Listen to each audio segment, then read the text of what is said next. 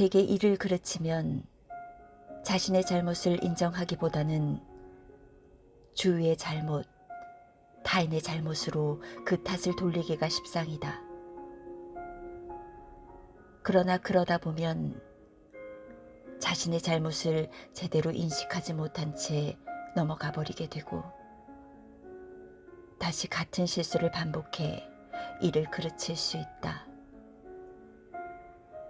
따라서 어떤 경우에도 책임의 절반은 나에게 있다고 생각하고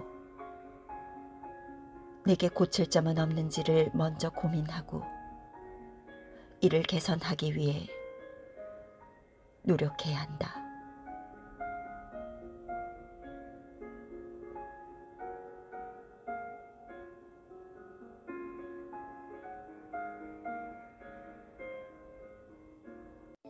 저기까지 뛰면 된다고 생각하지만 아무리 뛰어도 가까워지지가 않는다. 오히려 힘들고 지치고 도중에 막 포기하고 싶은 마음이 들 때도 있다. 그런데 오히려 멀리 있는 목표를 보지 말고 자기 발을 보는 것이다. 바로 앞에 있는 자기 발걸음 하나하나 옮기는 것들 보면서 열심히 뛰다 보면 어느새 또 목표에 도달한다. 훨씬 더 견디기도 쉽고 뛰기도 쉽다.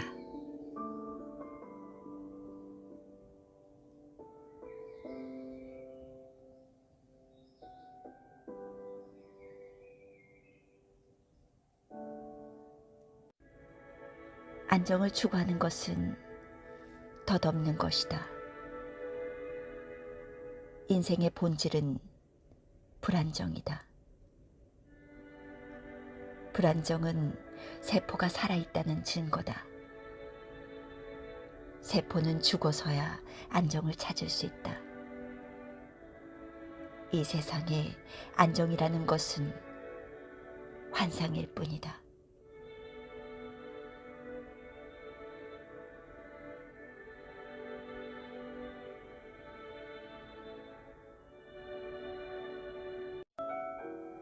강물이 얼마나 빠르게 흐르는지 알기 위해서는 직접 뛰어들어야 한다. 강둑에 앉아서 계속 강물만 바라보고 있으면 절대 그것을 알 수 없다. 지금 내가 맡은 일을 어떠한 태도로 하고 있는지가 중요하다. 지식은 사라지지만 삶의 태도는 변하지 않기 때문이다. 사업 계획은 한 번 만들면 끝이 아니라 사업을 진행하면서 끊임없이 갱신해야 한다. 왜냐하면 기업 활동은 아무리 규모가 작더라도 수시로 상황이 바뀌고 새로운 변수가 나타나기 때문이다.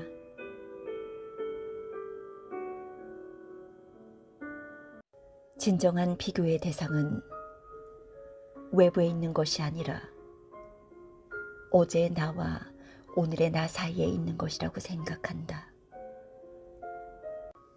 칭찬이든 비난이든 다른 사람이 나를 어떻게 생각하느냐 보다는 나 스스로 값지다고 생각하는 일에 최선을 다하면 그것으로 의미가 있는 것이지 칭찬과 비난을 특별히 의식할 필요는 없을 것이다.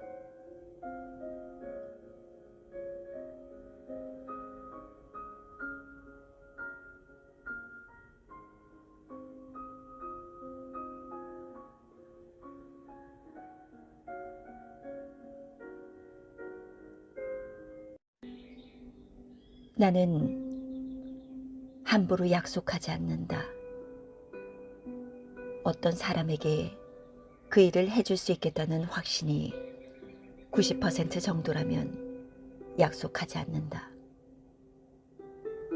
99% 확신이 들어야 비로소 약속을 한다.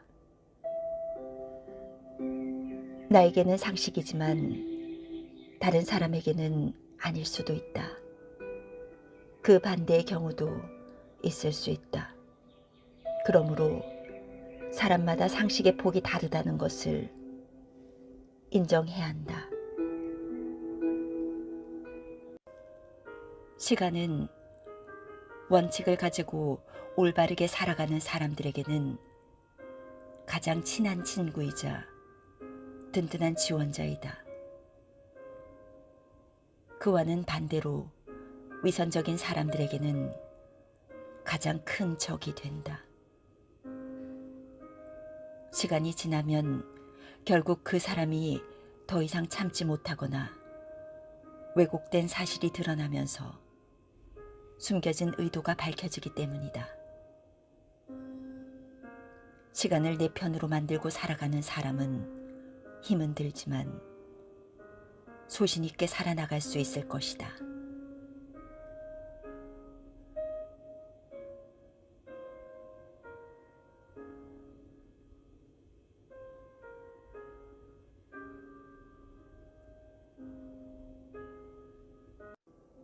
사안에 대한 여러 가지 선택이 존재한다면 본질과 직접적인 관련이 있는 것들만 고려해서 판단을 내리면 옳은 결정을 할 수 있다. 지금 우리에게는 뜨거운 가슴과 차가운 머리가 필요할 때다. 냉철한 현실 인식, 과거에 대한 자기 반성, 현실 근거에 대한 치밀한 계획, 구체적인 결과를 이끌어내는 실행 능력과 함께 성공과 믿음의 열정이 현재 가장 필요한 것이다.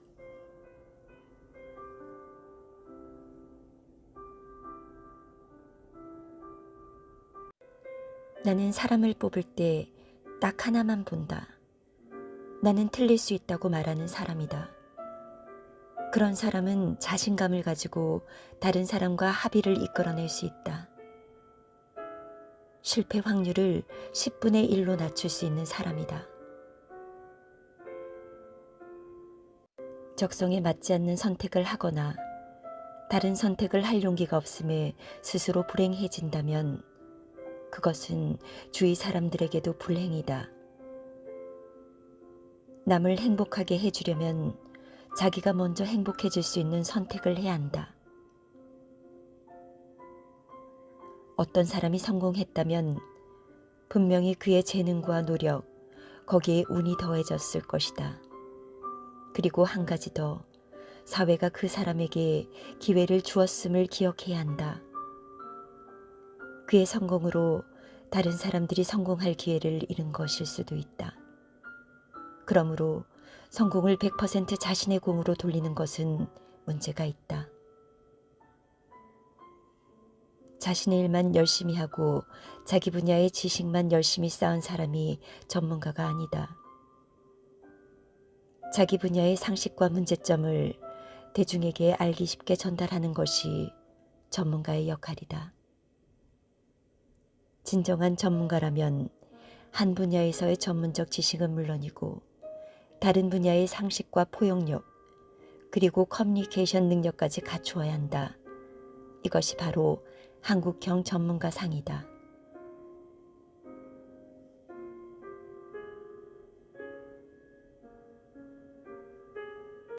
나는 다른 사람과 비교하는 것에 큰 의미를 두지 않는다. 특히 양적인 면의 비교에는 거의 가치를 부여하지 않는다. 다만 진정한 비교의 대상은 외부에 있는 것이 아니라 어제의 나와 오늘의 나 사이에 있는 것이라고 생각한다. 파트너를 고를 때 가장 중요한 판단 기준은 상대의 가치관에서 나온다. 여기에는 돈에 대한 가치관, 기업 활동을 하는 이유, 약속에 대한 책임감, 커뮤니케이션의 진실성 같은 것이 포함된다. 성공을 거두기 위해서는 세 가지 요소가 전제되어야 한다. 마인드, 실제적인 노력, 넓은 시야가 그것이다. 준비가 안 된 상황에서는 기회가 오히려 불행이다. 나는 어떤 일을 시작할 때 이 일을 하면 우리가 좀 더 잘 되겠지라는 판단 기준을 적용하지 않는다. 그런 마인드로 제품을 기획하고 새로운 시장에 접근한 적은 한 번도 없었다. 대신 모든 결정에는 이 일을 하지 않으면 머지않은 장래에 생존을 위협받을 것이다 라는 기준을 적용하였다.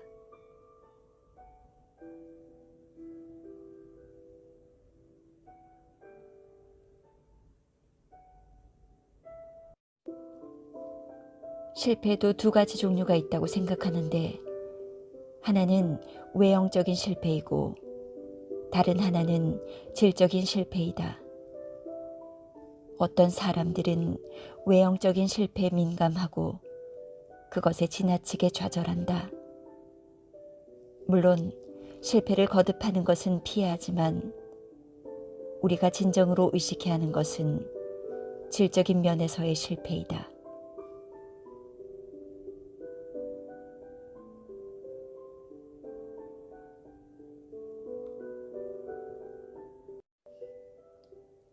길게 생각하는 것은 경영뿐만 아니라 한 개인의 삶에도 미덕이다.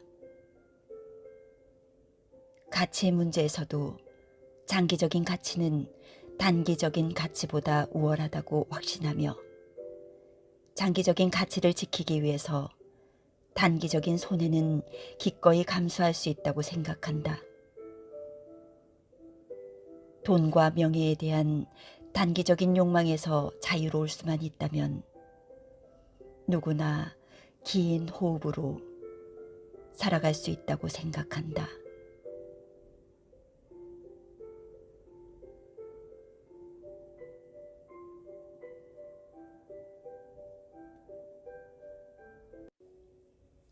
재미있게 일할 수 있다는 것에 큰 비중을 두지 않는 사람들이 덜어 있다. 그러나 나는 이것이 무엇보다도 중요하다고 생각한다. 재미있다는 것은 오랫동안 열정을 가지고 일할 수 있다는 것과 직결된다.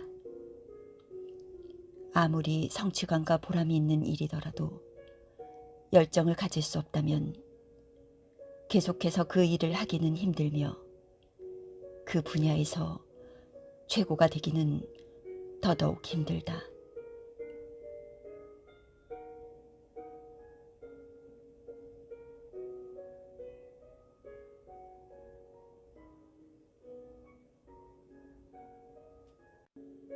핵심 가치와 비전은 절대 일방적으로 내려져서는 안 되며 억지로 주입되어서도 안 된다. 그 구성원들이 진심으로 믿어야 하는 것이다. 또 비전은 단기 목표, 물량적 목표로만 한정되어서는 안 된다.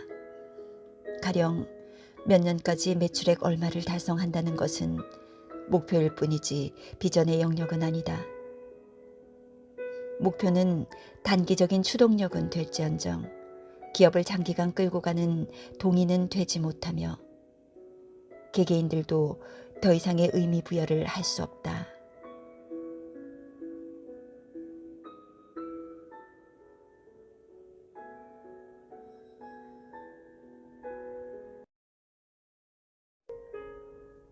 우리 후손들이 우리 세대가 무엇을 했느냐고 묻는다면 서슴없이 미래 먹거리와 좋은 일자리를 만들어 대한민국이 산업화, 민주화를 넘어 선진화까지 성공시켰다고 떳떳하게 대답하고 싶습니다.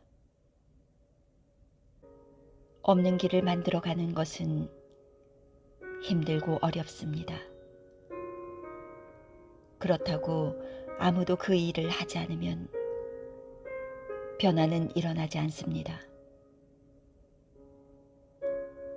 길을 내고 나면 적어도 우리 자식 세대는 변화된 세상에서 살 수 있습니다. 삶의 흔적을 남기는 거죠. 내가 죽은 뒤에도 나로 인해 사람들의 생각이 좋은 쪽으로 바뀌어 있거나 내 책이 그때까지 남아서 사람들에게 영향을 미치거나 내가 만든 회사가 함께 사는 사회에 기여하는 존재가 되는 거죠. 나로 인해 어떤 제도가 생겨서 사람들이 혜택을 받고 있다면 그건 역시 흔적이 남아있는 것이죠.